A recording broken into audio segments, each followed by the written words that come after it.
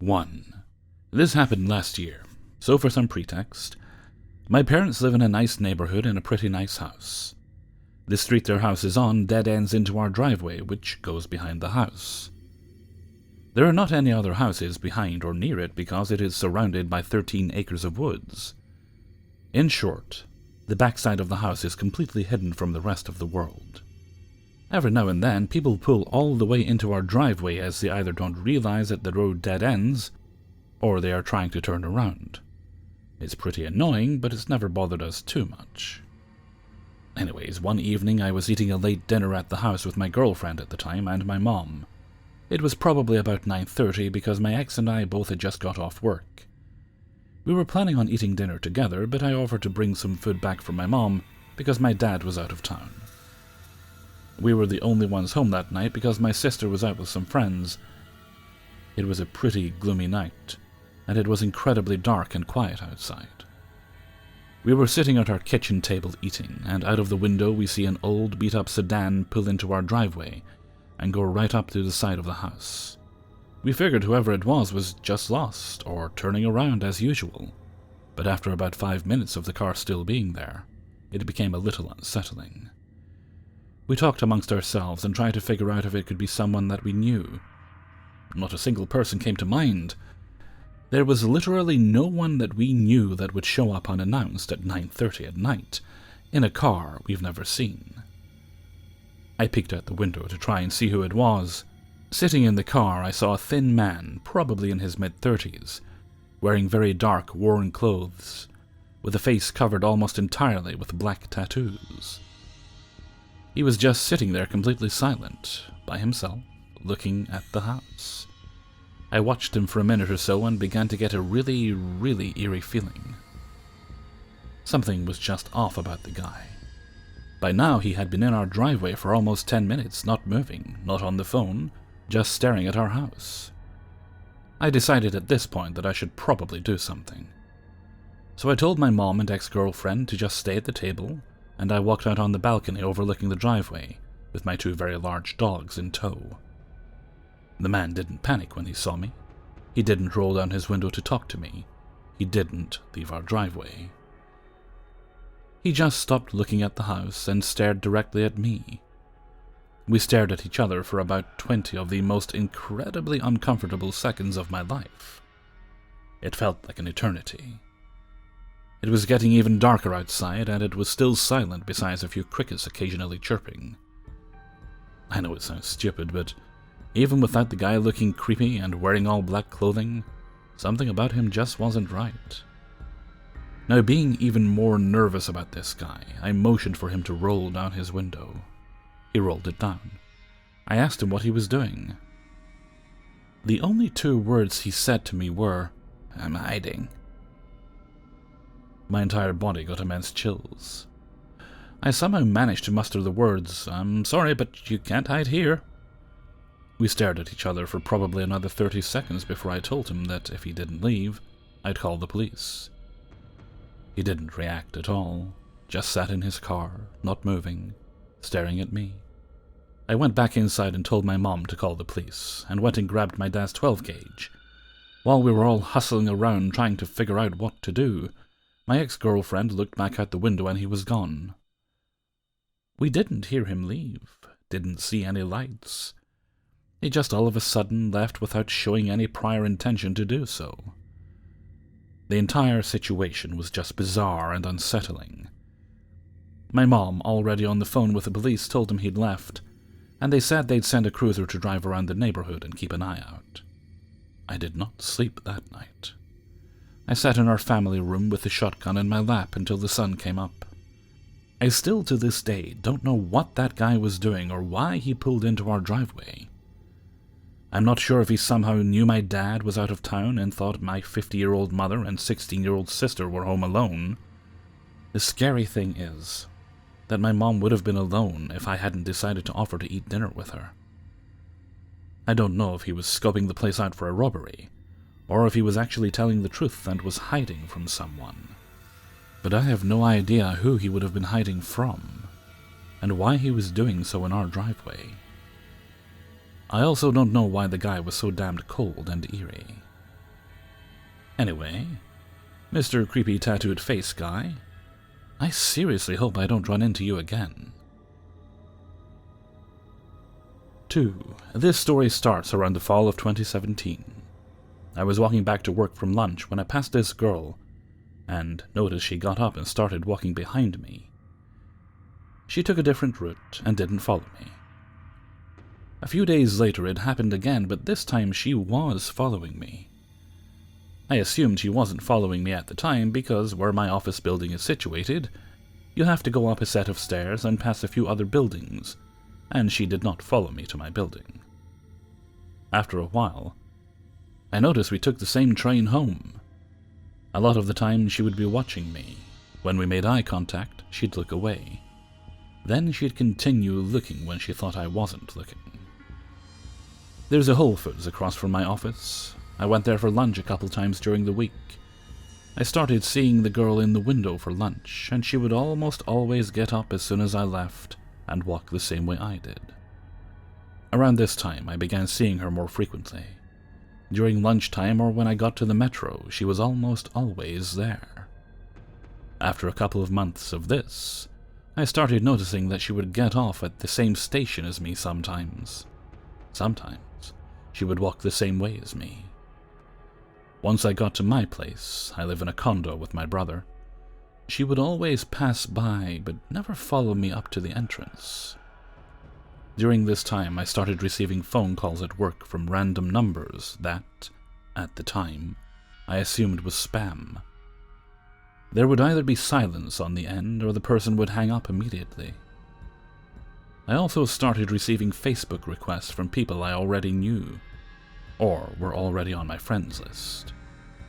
December of 2017 comes. By this time, I'm not going to Whole Foods as often. If she gets off at the same station as me, I go into a restaurant or go shopping for groceries before I go home. Around this time, an old friend I went to high school with contacts me kinda out of the blue. Said she wanted to follow me on Instagram. We text a couple of times and I accept her follow request. She contacts me again about a month later from a different number. But this time, she's texting me frequently. I'm talking about every day or every other day. I'm not one to be mean or show when I'm annoyed too often, but after months of this, when she asks me if she's texting too frequently, I don't hesitate to tell her that she could lay off a bit. She stops for a week or so, then starts texting frequently again. This whole ordeal should have sent red flags up for several reasons. During this time, she would ask me so many random questions, like you would do when you're trying to get to know someone. She would ask for selfies, which I declined because I don't like taking pictures of myself, and I would tell her that there are plenty of pictures of me on Facebook. She would ask what I'm doing on the weekends and the names of my friends on occasion, which I wouldn't tell her because I thought it was weird that she'd want to know my friends' names. I only sent her a couple of videos of fun things I do, but that's it. August 2018 rolls around. I am still seeing creepy girl everywhere during the week. I get pulled into my boss's office. He says that a few co-workers received fake screenshots from Facebook of me talking badly about them. Now, I never post on Facebook and would never talk shit about my co-workers on social media. I don't have a grudge with anyone, nor do I know of anyone who has a problem with me. I'm a fairly easygoing guy. I managed to clear things up with everyone involved and still had my job. Of course, my friend is still texting me fairly frequently, and I tell her what happened a couple of days later, when I got home from work. I tell her I don't want to get too much into it, but she keeps pushing for details. I finally told her I was going to bed, and she got the message. The more I thought about all the times she texted me, the more uneasy I got. Some things that she said just didn't make sense, especially from the way I remembered her. We had kept in touch over the years, just not as frequently, and we hadn't touched base for a while before I heard from her in December. A couple of weeks later, I decided to reach out to my friend on Instagram, but the Instagram she had messaged me through wasn't there. However, there was still an Instagram for her that I followed and that follows me back. I reached out to her and asked what her phone number was. Phone number was completely different. And it turns out that she was never the one texting me, nor did she request following me on Instagram. I track the number, and it turns out to be from one of those fake phone number apps. I request to be blocked from the service, and I never hear from my friend again. After talking about it with my brother and a couple of friends, I'm almost 100% certain it was the girl that's been following me. These things only started after she appeared. The phone calls to my office, the fake Facebook requests, etc. A few days before I was pulled aside by my boss, my friend texted me and told me she had a weird feeling about me and wanted to make sure I was okay. I just thought she was being weird at the time and didn't think too much of it. This whole ordeal is really scary when I look back on it because I sent videos of myself and my address at one point. My friend even confirmed a post by my brother made with pictures he tagged of me on Facebook. I was texting a stranger for 8 months about my life, and they also apparently have access to my Facebook page. I still see this girl, and she obviously works in the same area as me. She doesn't follow me around as much, but when she does see me on the metro, she always watches me, or sits somewhere she will be able to make eye contact with me. I'm always careful now if anyone texts me from an unrecognizable phone number, and I'm just paranoid. Another reason I didn't suspect my friend wasn't really my friend at first was that she knew a lot of details about me. She obviously had my phone number but knew my mom's name and brother's name, where I went to college, and the fact that we went to high school together. She also talked about her school and major, where my friend really did go to school at the time, and her real major. She even managed to find out my special nickname a few of my coworkers call me, which was when I first started getting a little uneasy. A lot of research was done on me and my friend who was impersonated.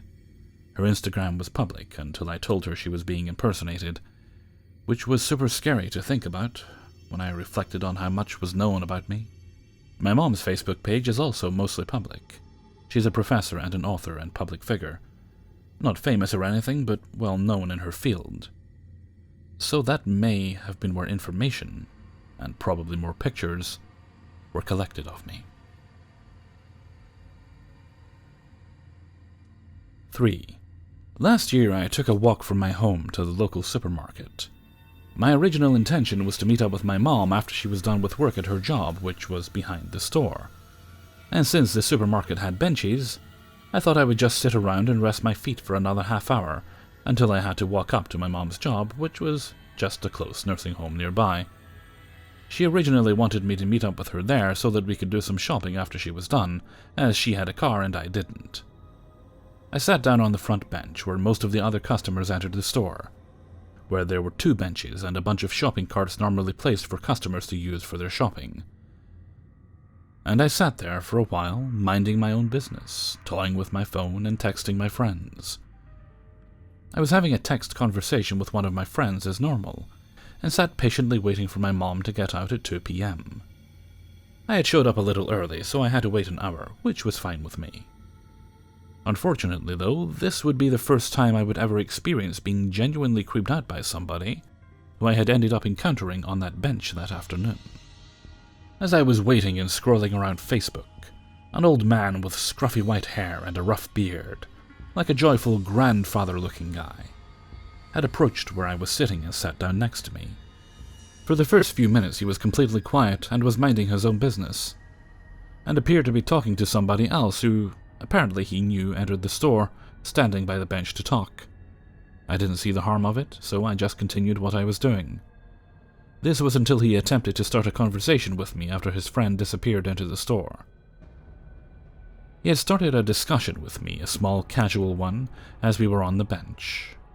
Normally I'm an antisocial person, so I'm not really comfortable talking to people in general, but it didn't hurt at first to just say a few things just to get the guy to stop talking, if you know what I mean. He had told me about how warm it was outside, and I agreed with him that it was pretty hot today. And over time he just began to ask me simple questions like how I was and what I was doing after this. I just explained to him that I had to meet up with my mom after her work in an hour, and he asked me where she was working. I told him it was the nursing home behind the store, not finding any harm in it. Things got a tad creepier when there was a point in our conversation that he began asking me about my family, asking how they were doing, and then his words changed into compliments about my hair. He had asked me what color it was and how I made my hair so curly. Feeling a little bit unnerved and uncomfortable at these questions, I just told him that it was black hair even though it was dark brown. It didn't matter at that point anyway. I had only dyed my hair back a few months before this encounter, and that was the last thing in my mind to worry about. I was beginning to want to leave the seat at this point, but at the time was still trying to be nice when he was asking me questions. He, at the breaking point, eventually asked me if I had a boyfriend. Being stupid, I did not know how to respond and said no, but in a very now shaken voice, literally getting creeped the hell out. As this was the first time I have ever had a creepy encounter, and being homeless from neglectful parents for 2 years, I was never taught how to properly get myself out of situations like these. I have a very difficult time lying, and when the man heard this, a green light appeared in his mind that he just suddenly started asking me, "I'm single, I'm available. Would you like to go out with me?" over and over again. Keep in mind, this guy had a white beard, a complete head of white hair, looking almost 60 to 70 years old, and he's asking a 19-year-old autistic girl this question. As I was on the phone texting my friend at the time, I immediately texted in all caps, "This old guy just asked me out, I'm freaking out," out of being scared, and my friend just told me to just hurry and tell an employee there. Obviously, it was only common sense now. I did not respond to his question at this point. I was completely silent, as while shaking I left the bench. As I was leaving the bench, he asked me, "Can I have your name?" And he didn't ask it once. He asked me multiple times as I was walking away from the bench, and was walking into the store. He kept repeating and repeating, "Can I have your name? Miss? Miss? Miss? Can I have your name? Miss?" until I was in the building and away from him. In the produce aisle, I noticed an employee stocking shelves, and I immediately scurried to them to report the man somehow. I didn't know what to do at this point, as I had to go meet my mom in 15 minutes, and I was terrified this old man was going to follow me leaving the store. Seeing how desperate he got as I was leaving, him constantly asking my name and sounding urgent, it felt incredibly unsafe to leave without him gone. I believe the clerk stocking the shelves who I spoke to went to customer service nearby and asked for assistance with my situation, as the stocking clerk was very busy. But the woman from the customer service desk walked out to the benches and the shopping carts and told the man to leave as I waited near the produce. The man eventually left the building, and it put a massive relief on my shoulders. I had to double-check and ask the lady at the customer service desk which side of the building he left, just to make sure I didn't go on that side of the building. I really did not want him following me on the way to my mother's job. 15 minutes passed, and I was walking up to my mom's job. It was only a slight road away, but due to the heat it was a pretty tough walk for me, and I took it slow. As I was walking up the road, anxiety flushed over me throughout my walk, and I was eager to tell my mom of what happened because of just how creepy it was for me. And this was my first experience dealing with something like that. But as I was walking, I don't know if it was just my anxiety, or my eyes truly not tricking me at this point, but a vehicle passed right by me on the road to my mom's job, with the man who spoke to me on the bench in the passenger seat of the car. He was staring straight at me, without looking away until I couldn't see the car anymore on the road. It made me remember that I told him where my mom worked, with heavy breaths, and I prayed to Lucia this guy would drive away and leave me alone, and it appeared he did. What I realized in due time was that it appeared his friend most likely drove him to the store, and that's why he and another similarly looking and happy man were speaking a friendly, laughing conversation with each other at the bench. Before his friend, or brother, went into the store, and it looked like the old tag-along was just patiently waiting for him to finish his shopping. That man must have gotten a ride from his friend to and from, and when they left, the driver probably wasn't aware of what the old man had said to me previously, making them drive right past me as if nothing happened. And thankfully, that's what they did. I told my mom about everything, and it didn't really seem like anybody else was making it as big a deal as I did. Having severe anxiety and social issues, as well as autism, I have a very hard time comprehending other things that people will just find a normal part of living by yourself, knowing there will always be creeps around. I won't forget it, though, because that's never happened to me before in my life until now. and it was just so creepy to see him staring at me as he was in the passenger seat of his friend's car, driving away. Now, it's often rare that I walk a long distance by myself anymore, especially at night. I make sure I'm walking with a friend or with my stepdad. Hey everybody, Hellfreezer here, and thank you very much for listening to 3 True Scary Stories, episode 409. And thank you very much to everybody who allowed me to use their stories in this video. It was touch and go there for a minute, but just yelled at the neighborhood dogs for a bit, and they eventually shut up. Got one more video to record, so hopefully they stay quiet. Although I am expecting a knock at the door soon from Amazon. I've been over the weekend, well, more than over the weekend. I've been trying to find a decent keyboard for the living room, because that's where my gaming stuff is. And I'd gotten this little tiny one that it looks cool and it lights up, but it's trash the way it works. I might have, maybe I didn't tweet. I should probably tweet just to warn people. But they're just not worth the money. Look good, don't work well at all. I thought, well, it'd be fine just for typing short messages and respond to emails while I'm in the living room. But no good at all. So I eventually had to get a proper keyboard, and I was looking for a backlit one. But eventually I settled on this Logitech one, this white Logitech one that's not backlit, but it does look like a pretty decent keyboard for the price. Plus, I got £5 off it, because if you download Amazon's music app, which just so happened I was going to do anyway, because I have the Prime Music Unlimited thing, you get a free £5 voucher on certain items. It's usually just items sold by Amazon, which this keyboard was. So that was good time, and that worked out rather well. Okay, and with that I'm going to head off for now, so until next time, thank you very much for listening, and take very good care of yourself.